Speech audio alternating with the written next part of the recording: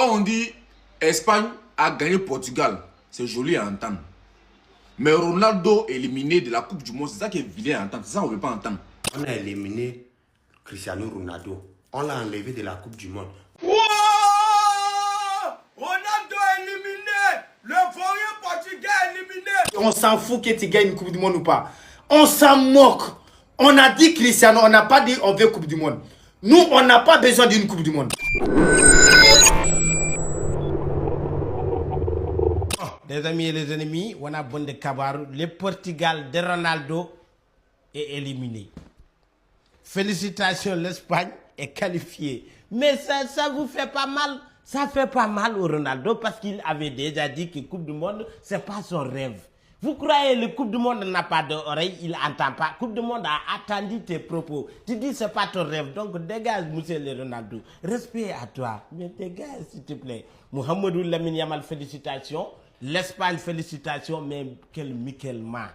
Mikel là, on dirait attaquant. Milieu de terrain, il rentre, il finit le match. Mais Ferran Torres, qui est nul aujourd'hui, mais quand même, les passes que tu as sorties, c'est exceptionnel. Il est incroyable, les passes. Et ceux qui disent que l'Espagne est faible, footballement, l'Espagne, vous êtes malade. Est-ce que vous êtes là? L'Espagne, c'est l'Espagne qui a joué, c'était l'Espagne contre l'Espagne. Hein? Portugal n'a rien proposé. Ils n'ont rien, absolument rien proposé. En tout cas, on est en quart de finale. Au suivant, s'il vous plaît, au suivant. Bon, vous avez conspiré, vous avez attaché jusqu'à l'Espagne a battu le Portugal à la dernière minute 1-0. On a éliminé Cristiano Ronaldo. On l'a enlevé de la Coupe du Monde. Vous avez profité quoi? Vous avez attaché, vous avez serré vos fesses comme ça là. Il est éliminé. Vous avez profité quoi? Tous ceux, je dis bien tous ceux qui étaient contre Cristiano Ronaldo là, Dieu vous maudit. Si vous avez vu le paradis, changez mon nom. Vous conspirez jusqu'à la dernière minute, on les frappe 1-0. Ah! Donc vrai, Cristiano Ronaldo est rentré. C'est ça qui est là, où c'est difficile les gars. Mais on doit l'accepter comme ça. C'est fini. C'est fini pour lui. C'est fini. Est-ce qu'il va encore rejouer la prochaine Coupe du Monde? Non, je ne pense pas. C'est dans 4 ans encore. Il aura quel âge? Est-ce qu'il peut? Est-ce qu'il peut? C'est fini. Et puis, ce qui me fait mal même là, c'est parce que Lionel Messi est encore dans la compétition là. Lionel Messi est encore dedans. C'est ça même qui peut me tuer quoi. Oui, c'est ça qui peut me finir. Yeah. Voilà, je vais attacher le type là jusqu'à il va rentrer de cette compétition là. Il va sauf que rentrer. Il ne peut pas remporter ça. Non. Parce que s'il remporte, c'est grave. C'est grave pour notre CR. C'est grave. On s'en fout que tu gagnes une Coupe du Monde ou pas. On s'en moque. On a dit Cristiano, on n'a pas dit on veut Coupe du Monde. Nous, on n'a pas besoin d'une Coupe du Monde. On a dit qu'on veut Cristiano. Que Portugal gagne ou pas, on s'en fout. Notre but, c'est le Cristiano. Tout ce que nous on veut, c'est Cristiano. Que tu gagnes Coupe du Monde, on s'en fout. Tu gagnes Ballon d'Or, on s'en fout. Tu gagnes la Ligue des Champions, on s'en fout. Nous, c'est Cristiano on veut. Donc, Coupe du Monde là, ce n'est pas notre problème. Ce n'est pas notre objectif. Notre objectif, c'est Cristiano. Le reste là, on s'en fout. C'est toi-même, toi Cristiano en personne là que nous on veut. Toi-même là, Cristiano là, c'est cette Cristiano qu'on veut. On n'a pas besoin d'un trophée. On t'a pas choisi pour un trophée. On t'a pas choisi pour des buts. On t'a choisi pour ta propre personnalité. Et c'est ça on veut. Les autres là, ça ne nous regarde pas. On s'en fout du reste. Cristiano, on t'aime. On s'en fout du reste. On s'en fout d'une Coupe du Monde. Voilà. Avec, quand on dit Espagne a gagné Portugal, c'est joli à entendre. Mais Ronaldo éliminé de la Coupe du Monde, c'est ça qui est vilain à entendre. C'est ça qu'on ne veut pas entendre. Moi, Ronaldo, c'est foutaise. Dans 4 ans encore, tu veux participer. C'est rien, c'est fou. Si tu es trop fâché, il faut faire rien de cahier. Viens diminuer un peu ton âge et puis tu remontes sur le terrain. Il faut te former encore. Dans 4 ans, reviens encore, mon vieux. Tu n'as pas fini ta carrière sans Coupe du Monde, c'est impossible. Vous êtes méchant même. L'Espagne, vous êtes méchant. Laissez au moins Ronaldo le vieux, dernière Coupe du Monde. Laissez-le au moins, il va gagner. Il va prendre sa Coupe du Monde pour embellir sa carrière. Bon, vous l'éliminez. Ça vous a donné quoi? Bon, éliminer Portugal là, ça vous a donné quoi? Vous êtes méchant. Portugal aussi éliminé. On supporte France. Dubaï, moi, je supporte France même. Ici, français. Voilà, il vient en France, donc ici, un français. normalement. Wesh, ma gueule ou quoi? T'as capté?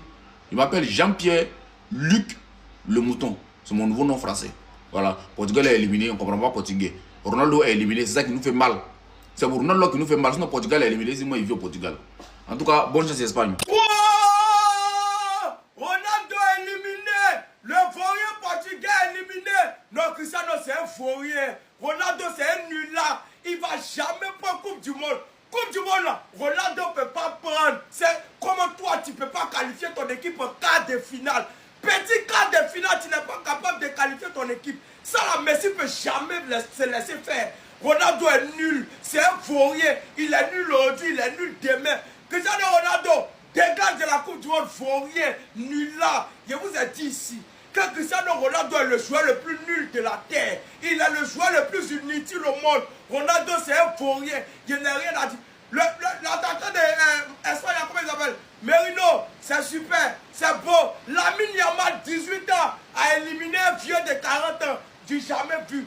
Ronaldo, Fourier, nul là, inutile. Fourier, Coupe du Monde, il ne peut pas prendre. Coupe du Monde, il ne peut pas prendre, il ne va jamais prendre. Ronaldo, c'est un Fourier. C'est un nul là, il faut rien. Il faut rien, il faut rien. Les gars, je dépose les armes. Je dépose les armes contre CR7. En toute honnêteté, hein, ça me fait mal de le voir comme ça. Ça me fait mal parce qu'en fait, derrière ces larmes, il y a tellement de sacrifices. Derrière ces larmes, il y a un professionnalisme sur 25 ans. Derrière ces larmes, il y a des années de travail. Derrière ces larmes, il y a une préparation mentale exceptionnelle, hors norme, limite inhumaine. Derrière ces larmes, il y a un amour pour le football, il y a une passion pour le football. Derrière ces larmes, il y a quelqu'un qui a donné sa vie pour le sport qu'on aime tous, le foot. Et il a fait tout ça avec la passion, parce que de l'argent, il en a. Il aurait pu arrêter depuis. Mais s'il a continué, c'est parce qu'il avait encore un rêve. Et à partir du moment où tu as un rêve, c'est que tu es passionné de fou, c'est que tu aimes le foot. Derrière ces larmes, il y a tant de souvenirs dans le football, tant de grandes choses, tant de grands trophées, tant de buts, tant de harnes, que je dépose les armes. Je dépose les armes. La vérité, hein, il mérite que tous les joueurs de foot le mettent en story, lui envoient un message, je sais pas, peu importe. Mais il mérite des hommages. Il mérite des hommages internationaux. C'est quelqu'un qui a aidé à l'évolution du football. C'est grâce à lui que la barre a été si haute. C'est un modèle, c'est un exemple pour plein d'enfants, pour plein d'adultes, pour plein de footballeurs. Et ça fait mal de le voir comme ça. Ça fait mal. Après, bon, il y a un gagnant, il y a un perdant. C'est comme ça, c'est le foot. Mais s'il y a bien une chose qu'on ne pourra pas lui reprocher, c'est d'avoir mouillé le maillot. C'est d'avoir mouillé le maillot et d'avoir représenté son pays, le Portugal, son peuple. Il a fait tellement de choses pour ce sport qu'il faut juste l'applaudir, lui dire merci et désolé pour les critiques. En vrai, hein, c'est quand on perd quelqu'un qu'on se rend compte de sa valeur. Mais Cristiano Ronaldo, en vrai de vrai, on n'aurait jamais dû le critiquer. Personne d'entre nous, moi le premier. Mais les premiers, c'est les médias. C'est à cause des médias, tout ça. Alors oui, il n'est pas parfait, il n'a pas un style de jeu que tout le monde aime, etc. Il n'y a pas de souci. Mais la manière dont il a sacrifié sa vie pour ce sport, pour être le meilleur possible, chapeau, chapeau, chapeau. Regardez les gars, c'est pas des belles images.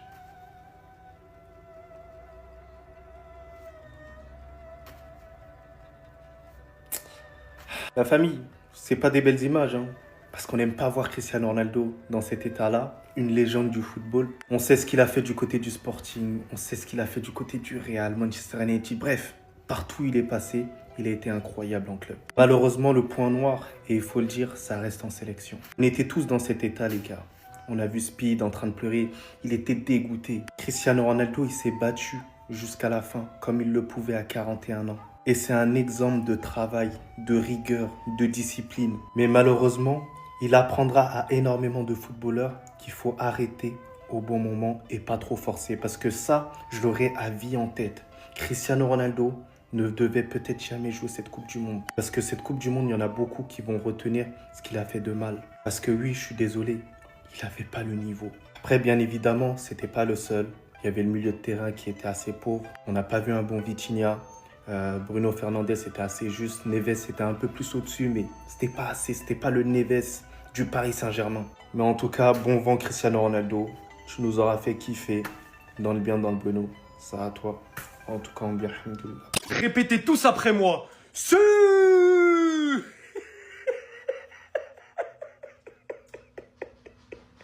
Il croyait que... Mais non! Portugal airport is that way. And where is Ronaldo? He's crying in his car. Pas Ronaldo. Il y en a quand même pas qui ont cru que c'est ce Portugal-là qui allait sortir l'Espagne dans ce mondial. Il y en a quand même pas qui ont cru que c'est ce Portugal-là qui allait marquer le premier but contre l'Espagne dans ce mondial. On a encaissé 0 but, vous croyez que c'est face à cette équipe qu'on va en prendre? Mais soyez sérieux un minimum. La performance de l'Espagne, elle m'a déçu. On a été dégueulasse par rapport à ce qu'on propose d'habitude. Et je suis 100% d'accord avec vous. Mais aujourd'hui, il y a trop d'émotions. Vous allez même pas me demander d'être objectif. On a éteint le Portugal dans le temps additionnel, toujours le même, Mikel Merino. Après sa tête contre l'Allemagne en quart de finale de l'Euro, c'est ce but-là en huitième de finale contre le Portugal. L'histoire retiendra que parmi tous ces grands attaquants sur le terrain, le meilleur c'était Ferran Torres malgré son faible temps de jeu. Parce que oui, ils sont tous passés à côté de leur match. Yamal, Oyarzabal, Baena, CR7, Pedro Neto, Joao Félix, Leao, qui vous voulez. Mais ce mec-là, il est rentré.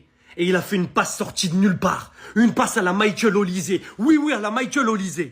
On s'attendait à un débat Vitinha-Pedri aujourd'hui. Les deux ont été éteints.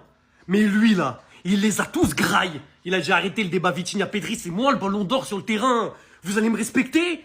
Il a fait respecter sa loi. Il a éteint tout le monde. Alors oui, il y a des individualités qui m'ont déçu et je vais y revenir dans une vidéo spéciale. Maintenant, aujourd'hui, l'Espagne, certes, on a été stérile. La possession en U, à un moment, ça m'a saoulé.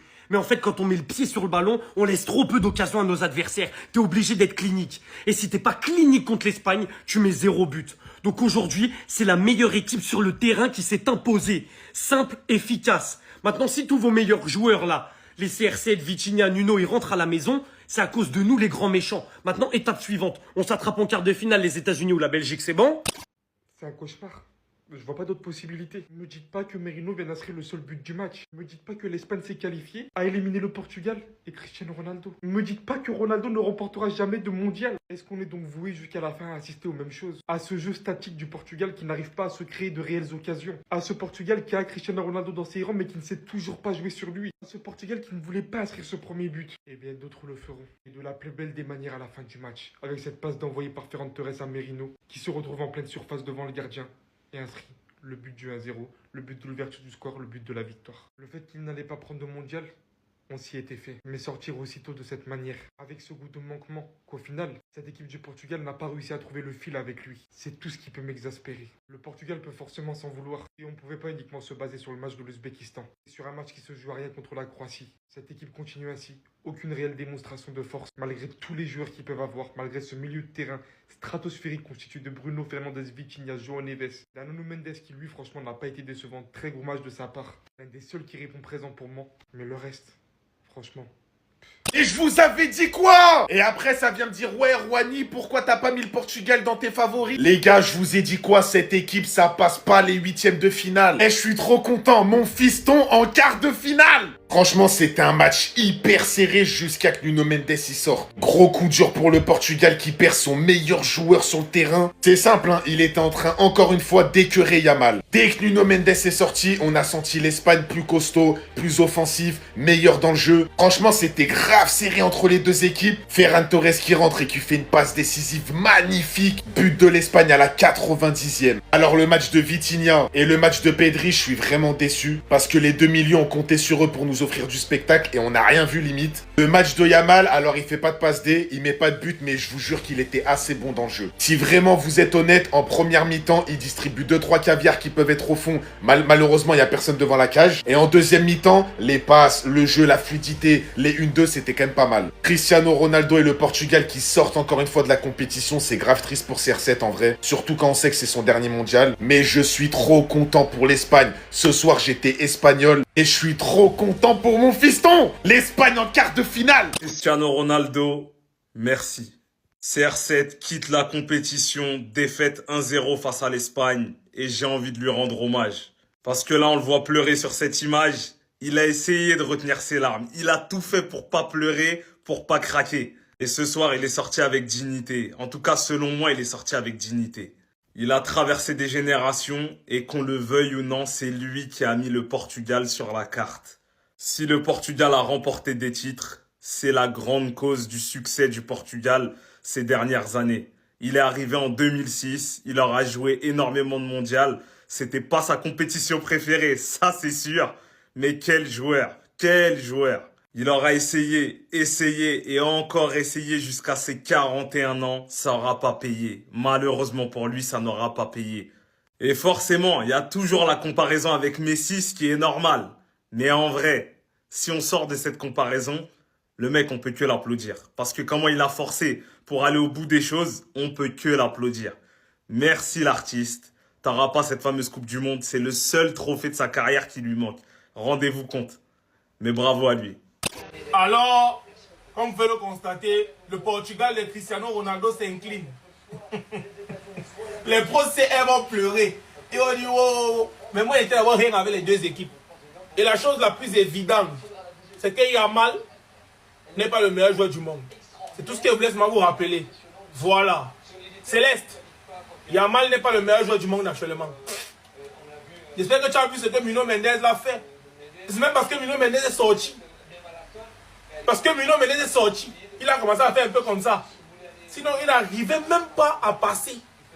C'est un petit joueur. Et vous allez reconnaître ça une fois. Il faut que tu entres dans ta tête. Aujourd'hui, on va te demander qu'est-ce que Yamal a joué. Tu vas dire qu'il a joué quoi? Yamal a joué quoi? Si le Portugal s'incline aujourd'hui, c'est grâce à ces nouveaux entrants. Le sang frais. Rien comme Yamal. Yamal n'a rien joué. Rien joué. Rien du tout. C'est tout ce que je vais vous expliquer. Voilà. Sinon, c'est vraiment le vieux. Tu as 41 ans, va te reposer.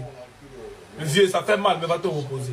Le vieux, va te reposer. En quelconque, le mot. Le clown de la soirée, c'est même pas CR7 qui se fait éliminer pour sa dernière Coupe du Monde et qui termine encore en pleurs. Ce n'est pas non plus Ikefoué qui, encore une fois, laisse Nuno Mendes construire une maison dans sa tête. Et c'est bien les deux milieux de terrain qui, à ce qui paraît, sont considérés comme les meilleurs au monde. Qui, encore une fois, aujourd'hui, nous donnent des preuves pour nous montrer qu'il n'y a que le tismé anglais qui domine le rinté aujourd'hui. Après Neymar, c'était la dernière fois qu'on voyait le GOAT fouler une pelouse en Coupe du Monde. Il nous a confié qu'il était comblé personnellement comme sportivement dans le monde du football. Mais personnellement, je trouve qu'aujourd'hui, le Portugal n'est pas le problème de Ronaldo, mais plutôt le contraire. En oubliant le but de Merino à la fin du match, le boulot à la Thibaut Courtois que le gardien du Portugal nous a sorti, il est incroyable. Depuis le début de la Coupe du Monde pour cette équipe du Portugal, il n'y a jamais eu assez d'occasions pour une équipe qui est capable d'aller gagner tous ses matchs plus de 5-0. CR7 ou pas CR7, on savait pertinemment qu'une équipe du Portugal qui tombe face à la France était dehors directement. Pour finir, Merino, faudra sérieusement en parler. Pourquoi il a la même finition que Erling Haaland devant les buts? CR7 et Neymar viennent tous les deux de mettre fin à leur carrière internationale en 24 heures, les gars. Je pense que c'est la fin de mon football. Ça fait mal au cœur, mais le plus important maintenant pour lui, c'est qu'il soit comblé. En attendant, c'était votre gars Silas pour nouveau. Cœur. Non, franchement, je souffle. Je souffle. Franchement, les gars, je suis déçu de ce choc. La seule satisfaction, c'est que l'Espagne a éliminé le Portugal. Koubarsi, qui est encore une fois au top niveau, qui prouve encore qu'il est l'un des meilleurs défenseurs durant cette Coupe du Monde. Moi, je l'ai dit, après Upamecano et Saliba, je place Koubarsi personnellement. J'espère que vous êtes prêts pour la réécriture sur le match de Nuno Mendes vs Yamal. Moi, je m'en fous. Mais je ferai une vidéo sur ça, vous inquiétez pas. Oyarzabal, sa Coupe du Monde, en fait, c'est un mauvais match, un bon match. Un mauvais match, un bon match. Aujourd'hui, il a fait un bon match et il allait planter l'Espagne. Le face-à-face qu'il rate en début de match, il est interdit à rater. Donc, vu que le dernier match, c'était un bon match et que ce match était mauvais, ça veut dire que le prochain sera bon au Oyarzabal. De La Fuente qui fait des changements game changer. Il fait rentrer Merino, il fait rentrer Ferran Torres. Ferran Torres passeur pour Merino et ça finit au fond. Mais personnellement, pour l'instant, l'Espagne ne me fait absolument pas peur. Quand je vois à quel point Pedro Porro ou Cucurella peuvent se faire mélanger, j'imagine Barcola ou Doué et Dembélé à droite. Je pense que l'Espagne, c'est une équipe qui va s'arrêter en demi. Enfin bref, sinon vous les gars, vous en pensez quoi? Ramenez-vous sur Snap, on s'ennuie.